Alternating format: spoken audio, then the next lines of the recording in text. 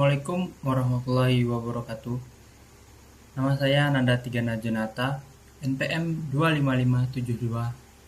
25572010044. Kali ini saya akan membuat video presentasi menjawab tentang 5 soal yang telah diberikan di mata kuliah Fundamental ERP. Soal yang pertama, jelaskan konsep ERP dan peran ERP dalam mendukung keberhasilan manajemen proyek sistem informasi di organisasi. Sertakan contoh tahapan implementasi ERP yang menggambarkan hubungan antara perencanaan proyek, pengendalian proyek, dan evaluasi proyek. Pertama, saya akan menjelaskan apa itu ERP. ERP adalah sistem informasi terintegrasi yang dilakukan untuk mengelola seluruh proses bisnis utama dalam organisasi melalui satu sistem dan satu basis data terpusat. Sumber daya manusia, ERP menghubungkan berbagai fungsi seperti keuangan, sumber daya manusia, produksi, logistik, pemasaran, dan penjualan agar data dapat diakses secara real-time, akurat dan konsisten. Peran ERP dalam keberhasilan manajemen proyek sistem informasi. Yang pertama, dapat membantu perencanaan proyek melalui data historis dan estimasi sumber daya. Yang kedua, memudahkan pengendalian proyek dengan mentoring proses secara real-time. Yang ketiga, mendukung evaluasi proyek dengan laporan kinerja dan analisis hasil proyek. Yang keempat, meningkatkan koordinasi antar tim dan departemen. Yang kelima, dengan demikian, ERP membantu proyek berjalan lebih terkontrol, terukur, dan sesuai dengan tujuan organisasi. Tahapan implementasi ERP. A. Perencanaan proyek. Tahap ini dilakukan analisis kebutuhan organisasi, penentuan ruang lingkup proyek, penyusunan jadwal, anggaran, serta pembentukan tim proyek. B. Pengendalian proyek. Pengendalian dilakukan dengan memantau progres implementasi ERP, mengelola risiko, mengontrol biaya, serta memastikan proyek berjalan sesuai rencana. C. Evaluasi proyek.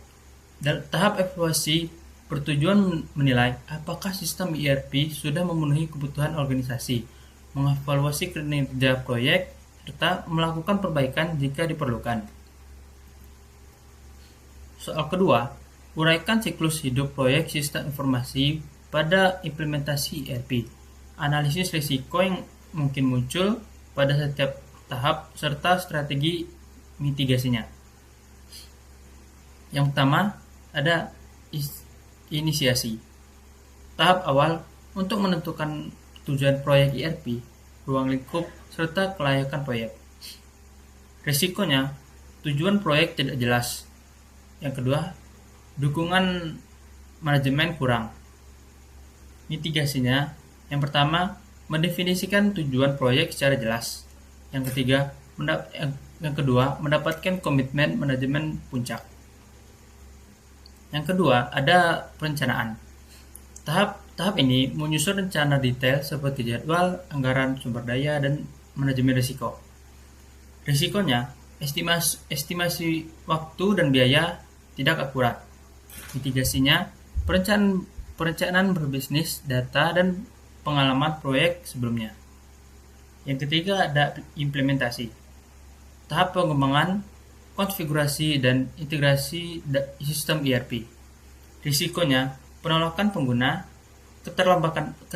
keterlambatan proyek. Mitigasinya, pelatihan pengguna, dan komunikasi intensif dan pengawasan ketat. Yang keempat, ada pengujian. Tahap pengujian sistem sebelum digunakan secara penuh. Risikonya ada bug sistem, gangguan operasional. Terus mitigasinya, pengujian menyeluruh dan backup data dan rencana darurat. Yang terakhir, yang kelima, pemeliharaan. Tahap perawatan sistem ERP setelah digunakan. Risikonya, sistem tidak berkembang secara sesuai kebutuhan. Mitigasinya, yang pertama, evaluasi berkala. Yang kedua, update dan peningkatan sistem. Soal ketiga, Penggunaan ruang kelas virtual, sebuah perusahaan akan mengimplementasikan sistem ERP.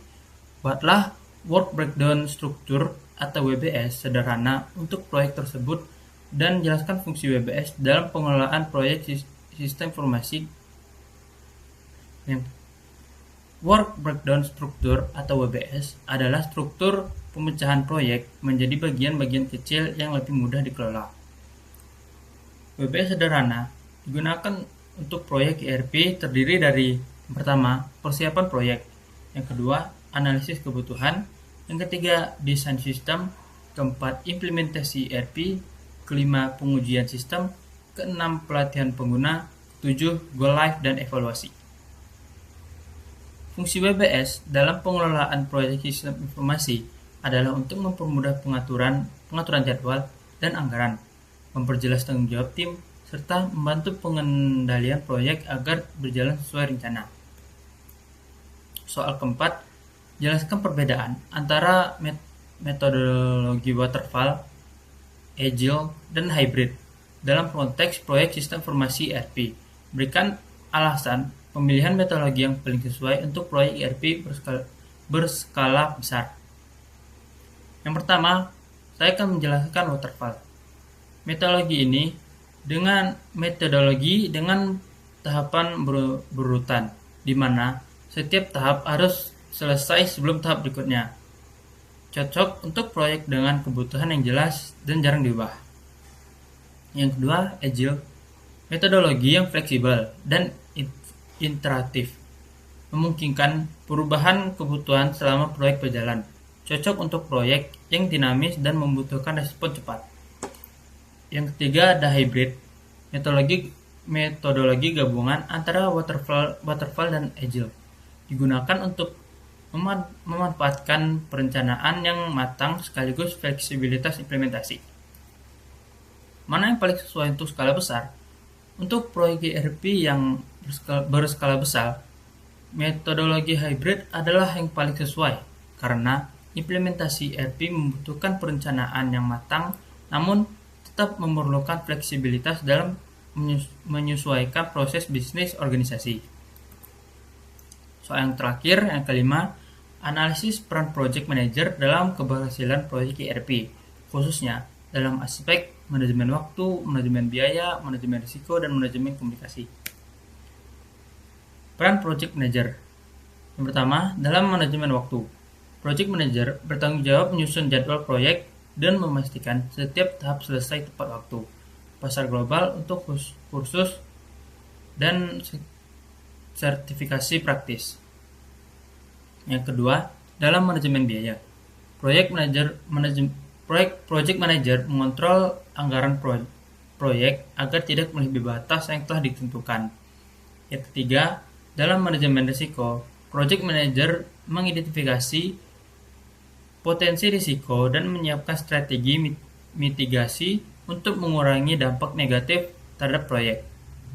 Yang keempat, dalam manajemen komunikasi, project manager menjaga komunikasi yang efektif antara tim proyek, manajemen, vendor, dan pengguna agar proyek berjalan dengan lancar.